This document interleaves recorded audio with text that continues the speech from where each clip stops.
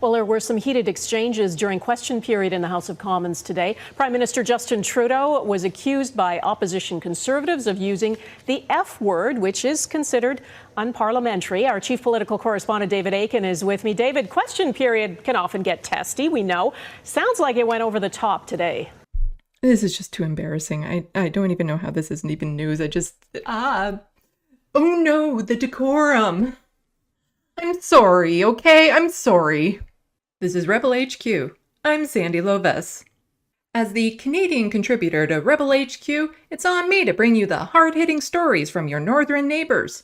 I know what most folks down in America think of us, and one of my goals is to remove the maple-washed image of us being nothing more than polite, cute moose shepherds.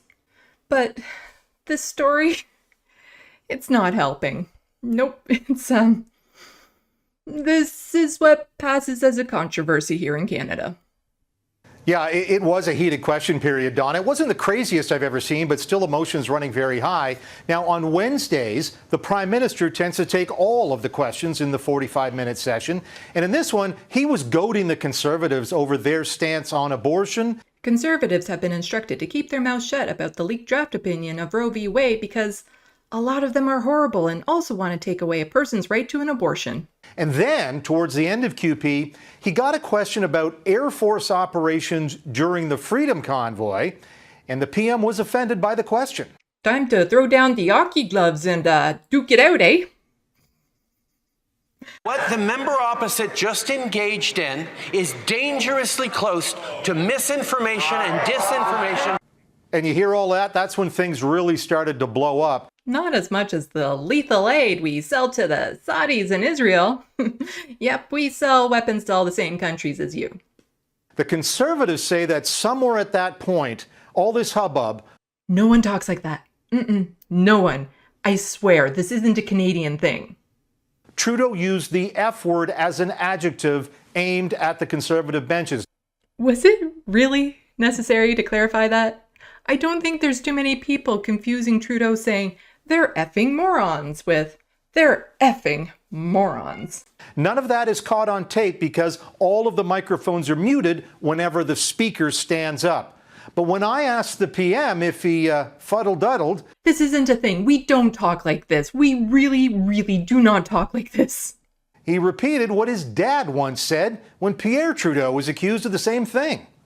What is the nature of your thoughts, gentlemen, when you say you move your lips in a particular way? Yeah, that was something. Based on that, I'm sure you could never tell he used to be a drama teacher. And here's Pierre. What is the nature of your thoughts, gentlemen, when you say fuddle-duddle or something like that? Gosh darn it!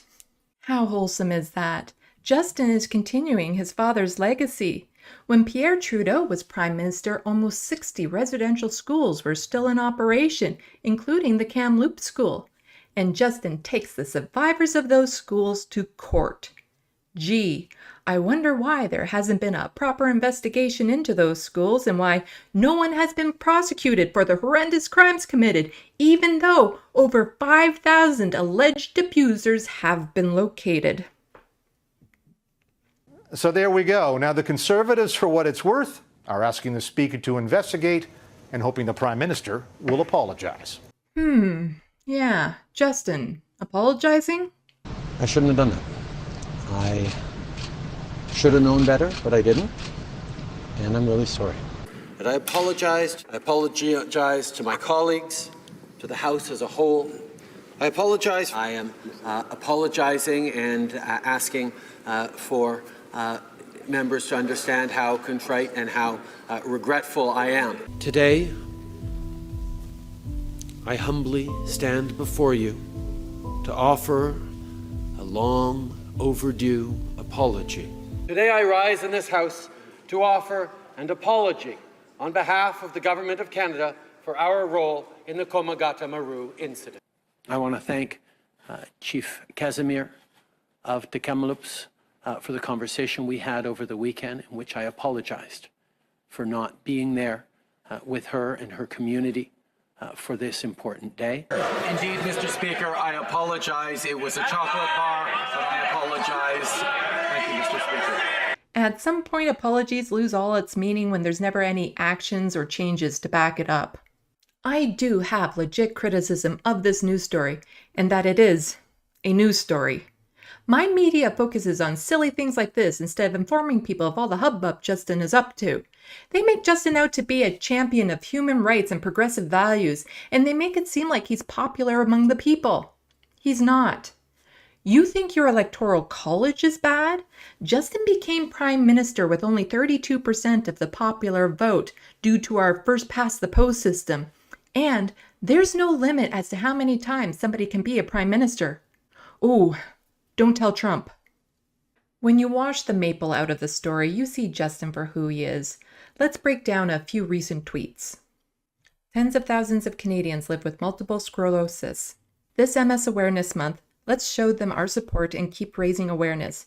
See how you can take action for MS and help the MS Society Canada as they work to find a cure for this disease. What he leaves out is that people living with disabilities are forced to live well below the poverty line, including many with MS.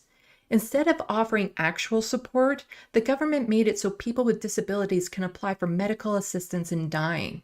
And it's happening. People with disabilities who can't afford to live are given help to die. Justin has promised for years to implement a disability benefit so people can at least get up to the poverty line. But promises made, promises broken. The right to choose is a woman's right and a woman's right alone. Every woman in Canada has a right to a safe and legal abortion. We'll never back down from protecting and promoting women's rights in Canada and around the world.